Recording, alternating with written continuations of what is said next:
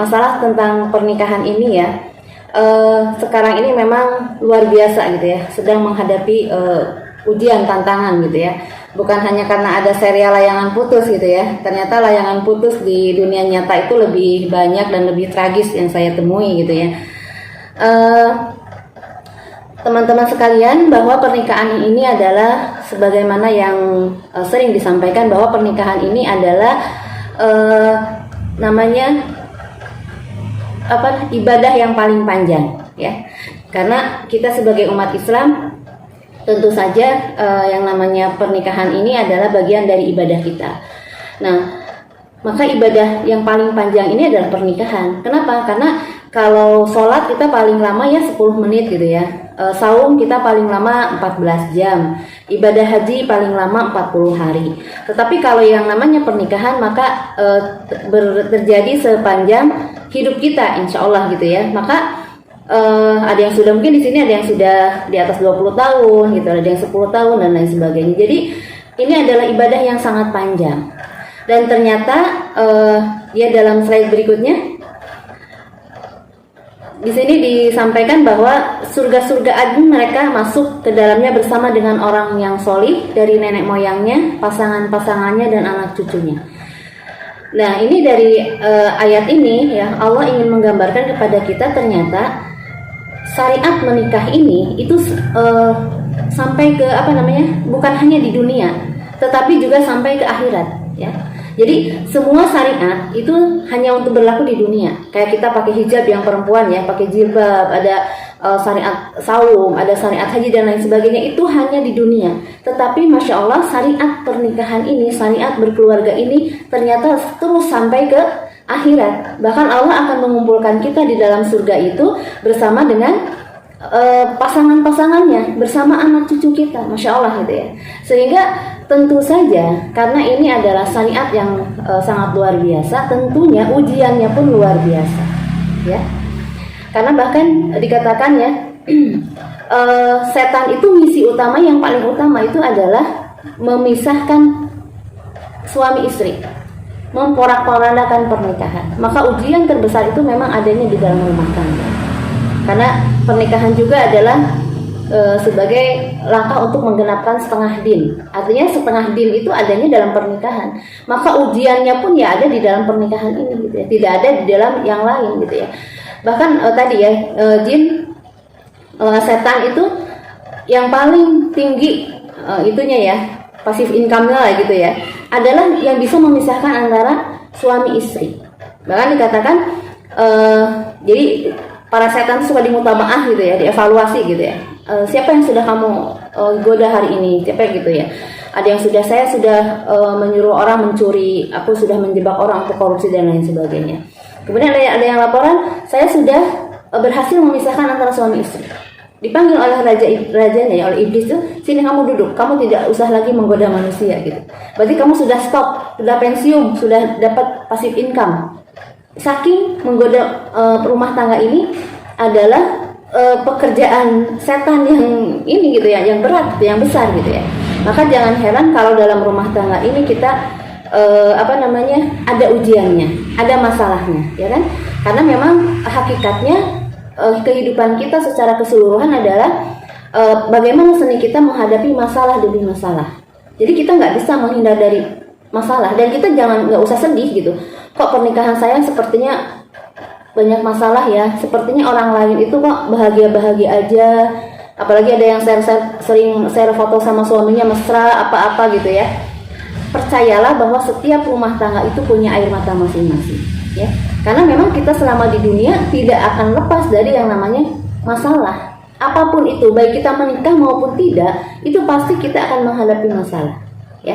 Cuma memang masalah dalam rumah tangga itu memang terasa lebih berat, terasa lebih besar. Kenapa? Karena kita harus menghadapi masalah itu berdua.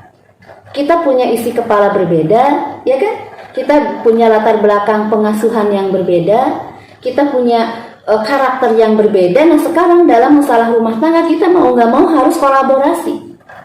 Ini lagi musim kolaborasi gitu ya. Maka kita nggak bisa menyelesaikan masalah itu dengan suami aja atau istri saja, nggak bisa. kita harus menyelesaikannya berdua. Itulah makanya terasa berat, ya. Karena kita berarti nih dalam pernikahan ini, kalau saya lihat ya, yang sudah bisa melampaui puluhan tahun pernikahan gitu ya, adalah seni bagaimana melapangkan hati. Bagaimana melapangkan hati, bagaimana bukan meninggikan ego, bukan, tapi bagaimana saling melapangkan hati. Itu saja kuncinya ya, gitu ya. Ya, kemudian berikutnya. Nah, apa saja ujian-ujian dalam pernikahan ini secara garis besar ya? Disampaikan di sini katanya tentang masa-masa kritis pernikahan. Tahun pertama, ini adalah tahap realisasi. Ini walaupun yang melalui proses pacaran lama ya, apalagi yang tidak mengalami proses pacaran, bukan apalagi, ya sama saja. Kenapa? Karena di sini ketika tahun pertama menikah, ketika sudah menikah itu semuanya menjadi realita ya. Mungkin orang ketika pacaran itu tidak akan menunjukkan jati diri yang sesungguhnya. Semuanya itu adalah kepalsuan dan tipuan, ya kan? Nggak akan ada orang yang mau bertemu pacarnya dalam kondisi baru bangun tidur, masih ileran, ya nggak? Pasti bedakan dulu, mandi mungkin, wah airnya 7 pancuran gitu ya, biar wangi gitu kan. Sehingga di pertama ini ada goncangan-goncangan. Inilah tahap realisasi. Nah, di sini proses menyesuaikan diri dengan pasangan, mungkin ada yang kok gini ya, ternyata pasangan saya seperti ini, nah katanya orang soleh kok seperti ini, nah itu muncul seperti itu. Nah, ini pun mungkin di sini saya akan lebih tekankan, di sini akan sangat dipengaruhi oleh kondisi emosional masing-masing ya. Dan kondisi emosional masing-masing ini dipengaruhi oleh pola pengasuhan. Sejak kapan? Sejak masih di dalam kandungan. Ya. Banyak pasangan yang merasa tidak dicintai, merasa tidak bahagia dalam pernikahannya dan kemudian memutuskan untuk bercerai. Sebenarnya bukan karena pernikahannya yang tidak ada kebahagiaan, pasti ada kebahagiaan, tetapi karena ada emosi negatif yang dia bawa. Ya, tetapi dia tidak menyadari itu. Ya. Maka sebaiknya ketika mau melangkah dalam pernikahan, jadilah pribadi yang selesai. Artinya apa selesai? Selesai dengan masa lalu, selesai dengan emosi negatif. Nah, saya minta ya sekarang saya minta tuliskan hal apa yang di waktu kecil, di masa kecil yang masih Anda ingat, hal apa yang perasaan apa yang sering Anda rasakan? Sedih, marah, kecewa, tolong tuliskan. Karena apa? Ya, jadi misalkan sedih, tulis di sebelahnya karena apa? Marah karena apa? Atau ada bahagia, senang karena apa?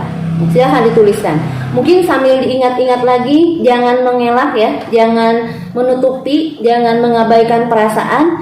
Bangkitkan lagi perasaan-perasaan dulu ketika kecil. Misalkan saya sering dibully, tuliskan. Jadi emosi-emosi negatif yang sering muncul, yang sering Anda rasakan ketika masa kecil, apa saja yang sering Anda rasakan? Ini berpasangan kan ya hadir di sini, maka dua-duanya menulis ya, masing-masing ya, tidak boleh barengan, karena pengalamannya kan berbeda. Ya, silahkan dituliskan. Atau mau curhat di chat sini juga boleh, atau malu nulisnya di bukunya masing-masing, silahkan ya. Misalkan sering sedih, sering kecewa, sering marah karena apa? Coba Anda rasakan kembali suasana hati saat itu. Rasakan, kemudian diingat kembali sepertinya Anda baru kemarin merasakan itu. Ya. Sudah ya. Nah, kemudian kolom yang kedua, yang mau di kolom atau mau sebelahnya atau mau di bawah. Coba sekarang tuliskan emosi negatif apa yang sering muncul dalam diri Anda saat ini. Apa perasaan yang sering muncul? Emosi negatif ya. Emosi negatif itu sedih, marah, kecewa. Anda urutkan. Yang paling sering nomor 1, yang jarang-jarang nomor 2. Berikutnya terus gitu ya. Yang paling sering pasti nomor 1. Emosi negatif. Silahkan sekarang tuliskan pengalaman menyedihkan apa yang sering Anda lihat dari orang tua ya, dalam pernikahan orang tua. Mungkin ibu bapaknya sering berantem, atau ada pengalaman pengalaman yang membuat Anda sedih, membuat Anda marah, membuat Anda kecewa. pengalaman rumah tangga orang tua. Sudah? Ya silakan, nggak apa-apa ditambah apa pengalaman yang masih membekas gitu sampai saat ini. Misalkan Anda pernah sedih gitu lihatnya apa, kejadian apa yang mungkin diperlihatkan oleh orang tua gitu ya. Sudah? Nah, ada nggak kejadian dulu itu yang sekarang ternyata Anda lakukan? Jadi apa yang dilakukan orang tua yang membuat Anda sedih ya, tapi kemudian itu ternyata Anda lakukan saat ini. Ada tidak? Ada yang sama, misalkan orang tua sering berantem hal sepele, terus kita pun sekarang, oh iya ternyata saya mengalami itu. Ada nggak yang seperti itu? Ada ya? Ya. Nah, jadi kita sadari bahwa pentingnya ya kita mengelola emosi di dalam memasuki pernikahan. Kenapa? Karena banyak sekali ya pengaruhnya. Emosi itu adanya di pikiran bawah sadar. Pikiran bawah sadar itu mengendalikan kita 80%, sedangkan pikiran sadar hanya 20%. Maka ada nuwun sewu nggih, mohon maaf. Ada orang tuanya yang bercerai, anaknya berusaha untuk mempertahankan pernikahannya, tapi kemudian dia bercerai juga. Bahkan pola perceraiannya itu sama. Salah ya.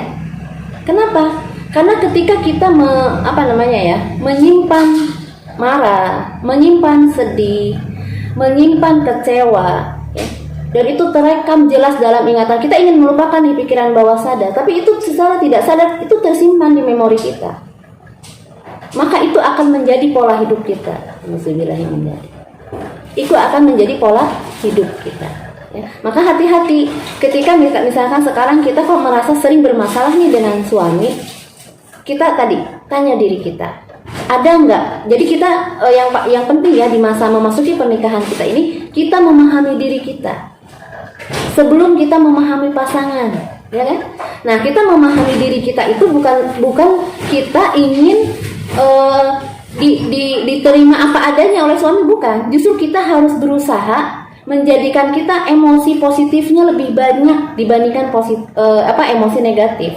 Maka kita harus menyadari dulu emosi negatif yang ada dalam diri kita itu apa saja yang akan mempengaruhi pernikahan kita, yang akan mempengaruhi pola asuh kita kepada anak-anak kita.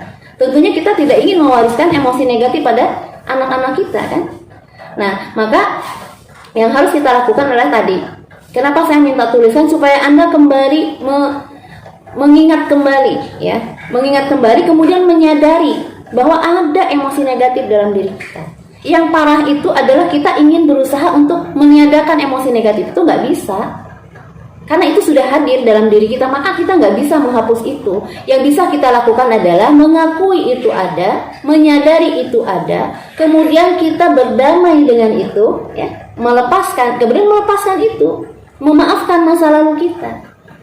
Maka cara untuk cara simpelnya, sebenarnya banyak cara yang lebih lebih detail, tapi cara simpelnya setelah Anda zikir ya dalam sholat, bernapas panjang, napas sadar namanya.